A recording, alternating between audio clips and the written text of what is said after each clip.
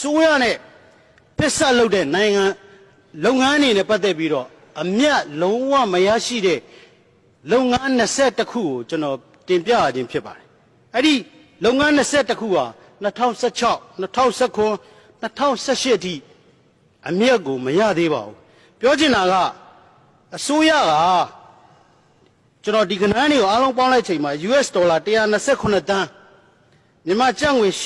813.2ဘီလီယံယင်းဒီမြုပ်နှံခဲ့ပေမဲ့အခုချိန်ထိအမြတ်မရသေးပါဘူးဆိုလိုတာကဒီနိုင်ငံမ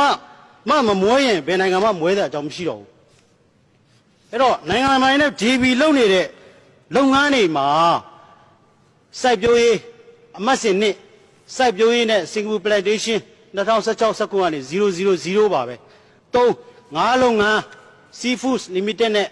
ငါးလုပ်ငန်းမြန်မာဂါမဲနံပါတ်4ငါးလုပ်ငန်းမြန်မာဘေချင်း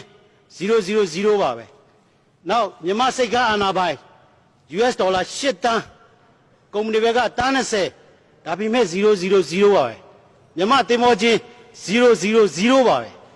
ကုန်းလန်းနဲ့အမြဲတမ်းမြဲစိမ့်ကုမ္ပဏီကျပ်30-60ဘီလီယံပုဂ္ဂလိက3163ဘီလီယံဒါပေမဲ့16-19-18 000ပါပဲအဲ့တော့10 17ကုန်းလန်းတယ်ပို့ဆောင်ရေးနဲ့စမ်းရောက်နီးကျွန်တော်တို့2019 2018 000ပါပဲနောက်ပေါ်ပိုင်းတစ်ခုပြဒါကမြန်မာရေနံတွဲလုပ်ငန်းဒါလည်း0ပါပဲ3နဲ့7တိုက်73ရေနံတဘာတန်းငွေ0ပါပဲ16ငွေချေးတက်တဲ့ကလက်မှတ်ဒီ0ပါပဲလမ်းဦးစီး engineering က IH engineering 4.9 7.4 million ဒါလည်း0ပါပဲမြို့ line river golf club ဒါလည်း0ပါပဲမြို့တန်လင်းကြောက်တန်း development ကျွန်တော်တို့အစိုးရဘက်က9တန်းကုမ္ပဏီက15တန်းဒါပဲ000ပါပဲဟောတယ်ခီပြောချင်တာကနိုင်ငံဖက်ဆက်လုပ်ငန်းနဲ့ပတ်သက်ပြီးတော့မှအမြတ်မရရှိတဲ့ဝန်ကြီးဌာန21ခုဟာတိုင်းပြည်ရဲ့ဝင်တော့ဝင်ဖို့ဖြစ်ပါတယ်နောက်ပါပိုင်းတစ်ခုပြအဲ့တော့ကျွန်တော်တို့နိုင်ငံမှာလုံးကနေရထားတဲ့3.4 ဘီလီယံမှာ90တန်းပဲသုံးရသေးတယ် SOE budget ကဘီလီယံ9000ကျော်ဖြစ်တယ်အခု JB လောက်ထားတဲ့ပမာဏတွေနဲ့ပေါင်းလိုက်လို့ရှိရင်နိုင်ငံစီးပွားရေးဟာအင်းချက်အမြဲဘူးလို့ရပါတယ်